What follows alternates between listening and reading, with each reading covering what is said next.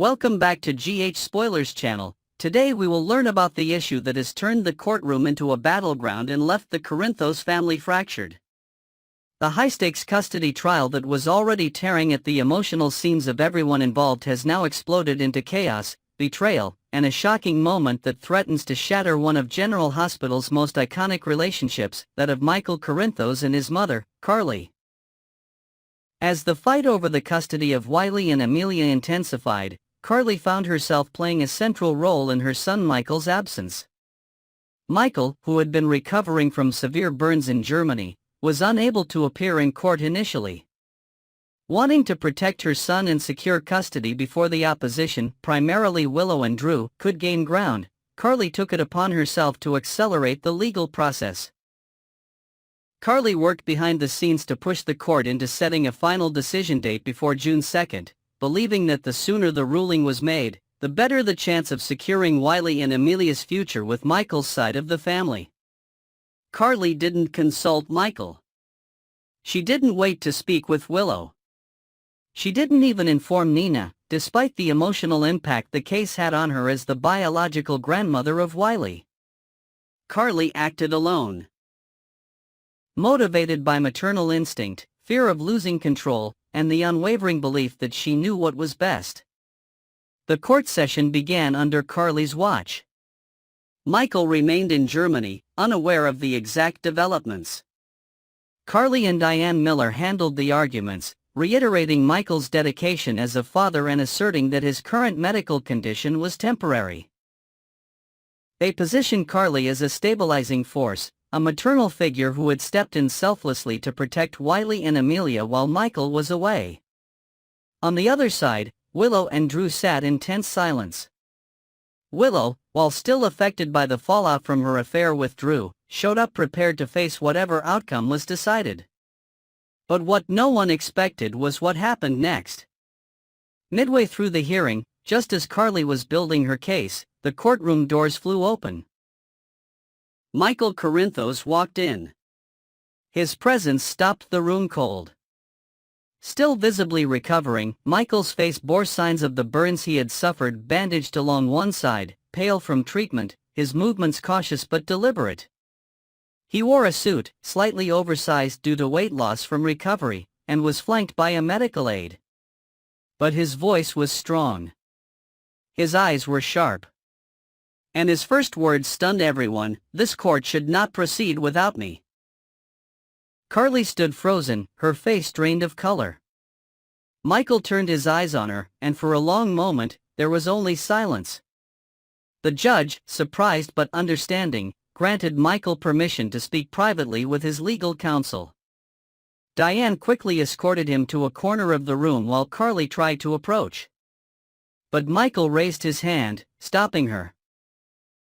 Back in open court, Michael requested a recess, explaining that he had not been notified of the trial date and had learned about the accelerated hearing only days earlier through a call from a hospital staffer. When asked if he had been informed by his family, Michael shook his head and said firmly, "No. My mother acted without my knowledge or consent." The tension was unbearable. Carly, now in full damage control, tried to explain. She told the judge and Michael that she only did what she thought was right. She wanted to protect his rights as a father while he was unable to travel. She reminded him that time was running out, and the opposing side was preparing to use his absence against him. She said everything she did was out of love. But Michael wasn't ready to forgive. What followed was an emotionally charged exchange, not legal, not strategic, but deeply personal. Michael confronted his mother in front of the entire courtroom. "You had no right," he said.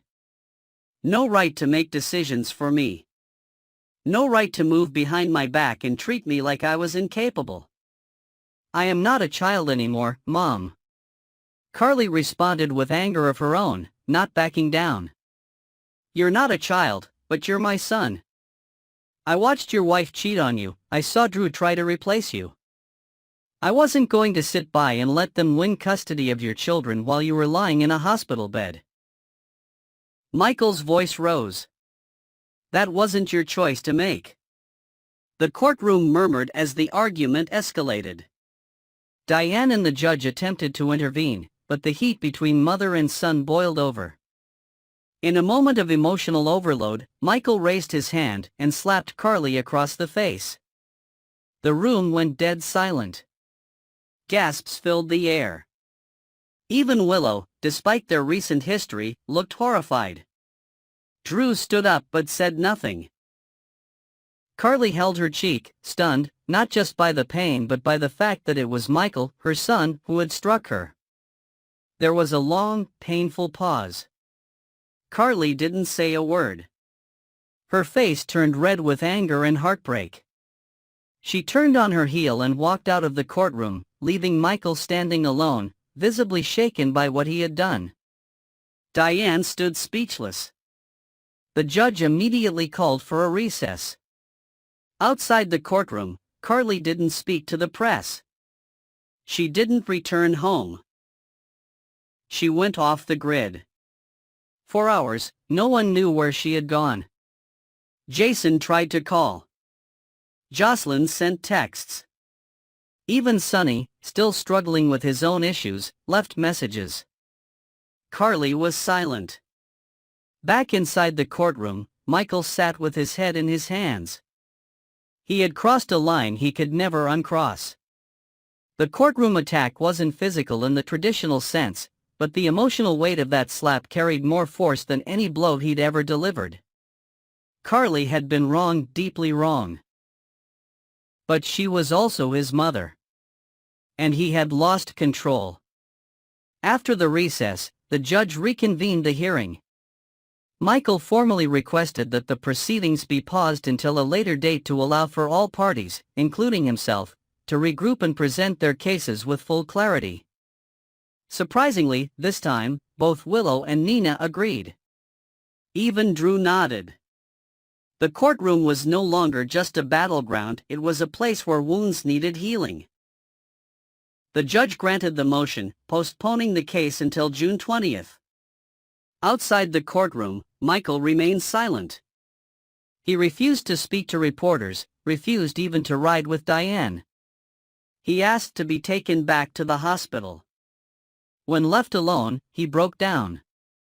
The weight of everything, the burns, the betrayal, the children, the trial, and now his mother, crushed him. Carly finally returned home later that evening. She didn't answer calls. She sat alone on her porch. Jason arrived, uninvited, and sat next to her. They didn't speak for a long time. Finally, Carly whispered, "He hit me, Jace. My son hit me." Jason didn't respond. He just sat quietly with her until she cried herself to sleep. Michael, in the hospital, stared at photos of Wiley and Amelia. He kept replaying the slap in his mind. He whispered to himself over and over, she was just trying to help. She didn't deserve that. He knew he had to make it right. The next morning, Michael called Diane and asked for her help in arranging a family mediation session. Not to talk about custody, not about the court, but just about healing. He didn't know if Carly would come. He didn't know if she'd forgive him. But he had to try. Next, we will dive deep into the turbulent romantic landscape of Port Charles, where three beloved couples are teetering on the edge of disaster. As drama unfolds on the screen, fans are left wondering if these relationships can weather the storms ahead or if heartbreak is inevitable. Let's explore the intricate dynamics, hidden secrets, and unresolved tensions plaguing these pairs, with fresh insights and speculative twists on what might lie in store for Elizabeth and Lucky, Trina and Kai, and Willow and Drew. Couple number 1, Elizabeth and Lucky, a fragile reunion. The long-awaited reunion of Elizabeth Baldwin and Lucky Spencer was meant to rekindle the nostalgic magic of their iconic love story from years past. However, this attempt to revive old sparks has fizzled out faster than expected, leaving viewers questioning if this pairing was doomed from the start. The writers seem to bank on the undeniable chemistry between the two, but that alone hasn't been enough to bridge the chasm of unresolved baggage they carry. Their past, riddled with betrayals, misunderstandings, and emotional scars, looms heavily over every interaction. Instead of addressing these deep-seated issues head-on, the couple seems to tiptoe around the pain, creating a foundation built on shaky ground. Adding fuel to the fire is Lucky's mysterious involvement in a recent tragedy that has rocked Port Charles. Whispers suggest he's concealing critical details about the devastating car crash caused by Christina Corinthos Davis, a secret that could shatter Elizabeth's trust when it inevitably comes to light. Imagine the heartbreak if Liz discovers that Lucky prioritized protecting someone else over being honest with her. Could this be the final blow to their fragile bond? Beyond secrets, Elizabeth herself harbors doubts about Lucky's ability to commit to a stable life. She sees in him a restless spirit, someone who might never truly settle down in Port Charles, always chasing the next adventure or running from his demons. Their late-night conversations, often tinged with wistful longing for simpler times, hint at an undercurrent of unease. Will this unease grow into a full-blown rift, potentially driving Lucky to pack his bags and leave town once more? Fans are bracing for a bittersweet farewell, as it seems more likely with each passing episode that Liz and Lucky's reunion may end in a permanent goodbye. Couple number 2, Trina and Kai. A sweet but shallow romance. Trina Robinson and Kai Taylor have captured hearts as one of the cutest new couples on the canvas, their playful banter and shy smiles lighting up even the darkest of Port Charles days. Yet, beneath the surface charm lies a relationship that feels frustratingly underdeveloped, leaving many viewers craving more. Kai, as a fresh face in town, has been thrust into the spotlight with a storyline centered on his personal challenges, including a recent surgery and uncertainty surrounding his promising football career. While his struggles are compelling on paper, the lack of backstory and depth to his character makes it hard for fans to fully invest in his journey. Trina, meanwhile, often plays the supportive partner, cheering him on from the sidelines but rarely getting her own moment to shine. Their dynamic feels lopsided, whereas the mutual growth, the shared dreams, or the fiery conflicts that could elevate their romance into something unforgettable? What's more, the shadow of Spencer Cassidy looms large over Trina's love life. Longtime fans know that Trina and Spencer's epic love story remains unfinished, a book with chapters yet to be written. Kai, for all his charm, might simply be a placeholder, a temporary stop on Trina's road back to Spencer once the show recasts the role and brings him back to Port Charles. Picture this, a dramatic reunion at the pier, where Spencer returns with apologies and a renewed determination to win Trina back, while Kai watches helplessly from afar. Until then, the writers have an opportunity to flesh out Trina and Kai's relationship with a meatier plotline, perhaps a shared mystery or a family secret that tests their bond in unexpected ways. For now, though, their romance feels like a delicate bubble, beautiful to look at but all too easy to burst when a stronger force like Spencer re-enters the scene. Will the writers give Trina and Kai the depth they deserve, or are they destined to be a fleeting footnote in her romantic history? Couple number 3, Willow and Drew, a toxic tangle. If there's one couple in Port Charles that has fans counting down the days until their inevitable implosion, it's Willow Corinthos and Drew Kane. What started as a pairing with questionable chemistry has spiraled into a relationship that many viewers find outright unbearable to watch. Drew's increasingly shady behavior, marked by questionable decisions and a manipulative streak, paints him as a partner unworthy of Willow's gentle heart. From the very beginning, their connection felt forced, lacking the organic warmth or passion that draws audiences in. Even their tender moments are overshadowed by an unshakable sense of wrongness. Didn't Willow deserve someone whose intentions were pure, someone whose eyes didn't flicker with hidden agendas? Complicating matters is a botched scheme by Nina Reeves, whose attempt to sabotage their bond with a dangerous drugging plot unexpectedly backfired. Instead of driving a wedge between them, the incident momentarily brought Willow and Drew closer, as they bonded over surviving the ordeal. Yet, this temporary unity feels like the calm before the storm. Picture a future confrontation where Willow uncovers the full extent of Drew's deceit, perhaps a hidden alliance with an enemy of the Corinthos family or a betrayal tied to her own past. Such a revelation would surely be the tipping point, cracking their relationship beyond repair. Fans who've rooted against this couple from day one are eager for the day Willow walks away, hopefully into the arms of someone who truly values her. While the writers seem to be dragging out the inevitable, every smug smirk from Drew hints that their downfall is just around the corner. The only question remaining is how messy the breakup will be. Will it be a quiet parting of ways, or will Port Charles be rocked by the fallout of their shattered romance? The road ahead for Port Charles romances. As we've seen, the romantic entanglements of Elizabeth and Lucky, Trina and Kai, and Willow and Drew are fraught with challenges that threaten to tear them apart. Whether it's buried secrets, underdeveloped storylines, or toxic dynamics, each couple faces unique hurdles that could redefine their futures in Port Charles. Will Elizabeth find the strength to confront Lucky before his hidden truths destroy them? Can Trina and Kai carve out a meaningful narrative, or will Spencer's return eclipse their budding love? And how long will Willow endure Drew's manipulations before she claims the happiness she deserves? Next, we will uncover the exhilarating buzz surrounding the 2025 Nurses' Ball, a cornerstone event in Port Charles that promises to dazzle with star power, emotional highs, and explosive drama. Set to kick off on Tuesday, May 20th, with a spectacular performance debut on Thursday, May 22nd, this year's gala is shaping up to be an unmissable blend of charity, entertainment, and shocking revelations.